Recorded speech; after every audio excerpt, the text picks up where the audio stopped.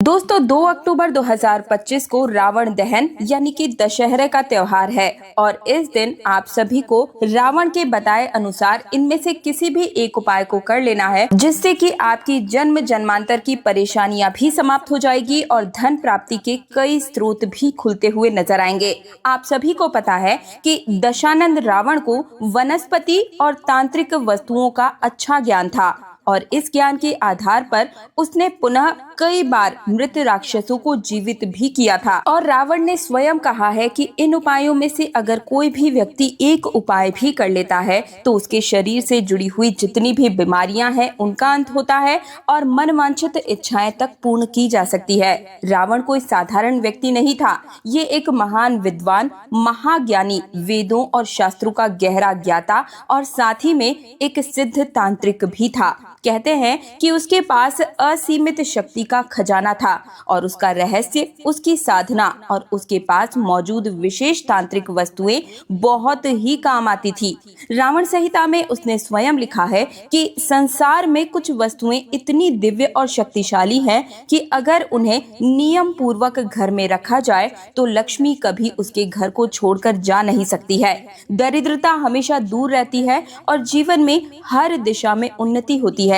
दोस्तों, आज की इस वीडियो में मैं आप सभी को पंचतांत्रिक वस्तुओं के बारे में विस्तार से बताने जा रही हूँ, जिन्हें रावण ने स्वयं अपने जीवन में महत्व दिया, अपार धन की प्राप्ति की और हमेशा ऐश्वर्य की प्राप्ति की। आप सभी रावण संहिता में इन सभी जानकारियों को पढ़ भी सकते हैं। रावण के आधार पर ये सभी वस्तुएं बहुत ही पावरफुल है। कैसा भी दुर्भाग्य चल रहा हो, हर प्रकार के दुर्भाग्य को काट देता है। ये वस्तु घर में रखने से ना चाहते हुए भी लक्ष्मी का आगमन बना ही रहता है और इतना पैसा आता है कि संभाले नहीं संभल पाता। ये सभी वस्तुएं बहुत ही पवित्र होती हैं और इन्हें अपने घर में पवित्र जगह पर ही रखना चाहिए। इसे गंदे और अपवित्र अशुद्ध स्थान पर नहीं रखना चाहिए और इन वस्तुओं को लोगों की नजर से छुपाकर भी रखना चाहिए। रावण स्वयं कहते हैं कि जितनी ज्यादा इसका ख्याल रखोगे उतना ज्यादा धन आएगा, आध्यात्म उन्नति होगी और हर परेशानी स्वतः ही दूर होती चली जाएगी। तो चलिए बताती हूँ आप सभी को पंचतांत्रिक वस्तुएं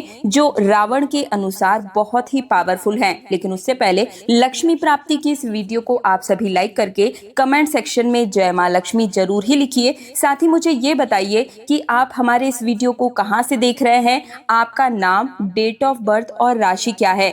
इस दशहरे पर राशि अनुरूप जो आपके लिए उपाय बनता पड़ेगा वो मैं आप सभी को कमेंट सेक्शन में रिप्लाई के माध्यम से ही बता दूंगी। साथ ही चैनल तीज त्योहार और धर्म को सब्सक्राइब कर दीजिए, क्योंकि इस चैनल पर आपकी निजी जीवन से जुड़ी सभी समस्याओं के समाधान और व्रत पर्व से जुड़ी हुई संपूर्ण जानकारी जन साधारण भाषा में लेकर हर रोज मैं आप सभी के सामने आती हूँ। पास वाला बेल आइकन जरूर प्रेस कीजिएगा, क्योंकि इससे अपने आप ही हर रोज मेरी वीडियो आप सभी के सामने आ जाएगी। देखिए, सबसे पहली जो चीज है वो है घोड़े की नाल। दोस्तों, घोड़े की नाल कोई साधारण नाल नहीं होती, बल्कि ये नाल जो घोड़े के पैरों से स्वतः ही गिर जाती है उसे पवित्र मानकर घर में रखने से नकारात्मक शक्तियां दूर भागती है, घर की रक्षा होती है और धन धान्य की वृद्धि होती है। इसी क्रम में दूसरी वस्तु है काली कौड़ी। जी हाँ दोस्तों, जिसे लक्ष्मी जी का प्रिय भी माना जाता है। दशहरे के दिन इसे अपने घर जरूर ही लेकर आना चाहिए। इसे घर के धन वाले स्थान पर या तिजोरी में रखने से कभी भी धन की कमी नहीं होती, व्यापार बढ़ता ही चला जाता है और सौभाग्य का वास होता है। इसी क्रम में तीसरी वस्तु है बिल्ली की जड़। देखिए, वैसे तो आज के समय में इसे प्राप्त करना बहुत ही कठिन है, क्योंकि इसके लिए एक ऐसी बिल्ली होनी चाहिए जो पहले से गर्भवती हो और आपके घर में ही वो अपने बच्चों को जन्म दे और उसके बाद में जो बिल्ली की नाल होती है वो वहीं छोड़कर चली जाए। मान कर चलिए, उससे ज्यादा सौभाग्यशाली व्यक्ति कोई नहीं जिसे बिल्ली की नाल मिल जाए। और कई बार नैतिक दृष्टि से इसे उचित नहीं माना जाता है, परंतु अगर रावण संहिता की मैं बात करूं तो ये विशेष महत्व इसका बताया गया है। बिल्ली की जड़ या नाल जिसे कहते हैं, अगर सही विधि से प्राप्त हो जाए और घर में सुरक्षित रखी जाए तो अदृश्य शत्रुओं पर भी विजय की प्राप्ति हो सकती है और हर संकट से मुक्ति मिलती है। इसी क्रम में चौथी वस्तु है सियार के सिंग, जिसे कुछ लोग लोम या श्रृंग भी कहते हैं। ये अत्यंत ही दुर्लभ और रहस्यमय वस्तु है दोस्तों। वैसे तो इसका मिलना बहुत ही मुश्किल है, लेकिन अगर आप दशहरे के दिन इसे अपने घर में लेकर आ जाते हैं तो मान कर चलिए आपके जीवन की जितनी भी अभी तक संकट चल रहे थे वो तो खत्म होंगे ही, साथ ही आने वाले समय में जो भी कष्ट पीड़ाएं हैं वो भी आपको छू भी नहीं पाएगी। कहते हैं कि इसे धारण करने वाले व्यक्ति को किसी से भी वाद विवाद या मुकदमे या शत्रु संघर्ष में विजय की ही प्राप्ति होती है और घर में कोई भी नकारात्मक ऊर्जा प्रवेश नहीं कर पाती है। पांचवी और अंतिम वस्तु की बात कर रही हूँ, बहुत ध्यान से सुनिएगा। एक बार फिर से निवेदन है कि माँ लक्ष्मी की इस वीडियो को लाइक करके कमेंट सेक्शन में जय माँ लक्ष्मी जरूर ही लिखिए। तो जो पांचवी वस्तु है ये आपको आराम से मिल सकती है मार्केट में, काली हल्दी। जी हाँ दोस्तों, ये माँ लक्ष्मी की सबसे प्रिय वस्तु है और तंत्र साधना में इसका प्रयोग अत्यंत ही शक्तिशाली माना गया है।